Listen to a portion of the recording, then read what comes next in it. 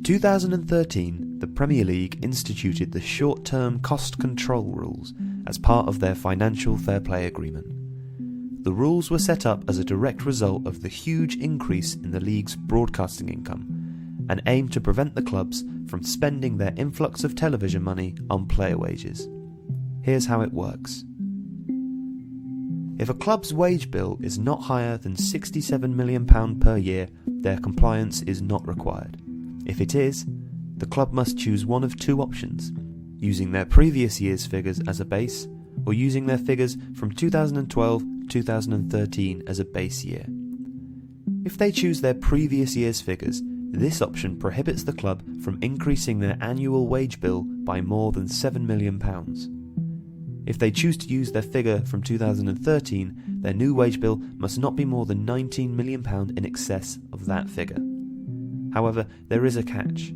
These rules relate directly to broadcasting revenue, and if a club can prove that their wage increase is financed by their own revenue, i.e. commercial or matchday income, then they can spend over the limits of short-term cost control.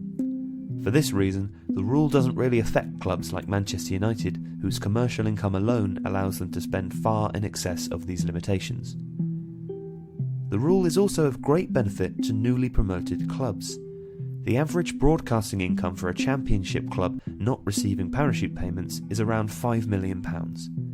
In 2016, the team placed last in the Premier League at the end of the season will receive roughly a minimum of £97 million. As you might expect, this difference is reflected in the club's wage bills. As an example, Brighton's wage bill was reported to be £18 million in 2015. Were they to earn promotion this season, next year they'd have £49 million of potential increase on their wages, whereas Sunderland, who spent £71 million on wages in 2015, would only be permitted to spend £78 million, a rise of £7 million. This rule allows teams like Watford to add considerably to their squad upon promotion, theoretically giving them an improved chance of staying up. But in doing so, it essentially squeezes the middle, hitting the struggling Premier League teams hardest, who tend not to have the same level of surplus revenue to effectively sidestep the rules. Short-term cost control could be one of the reasons for the recent rise in the successful seasons of newly promoted clubs.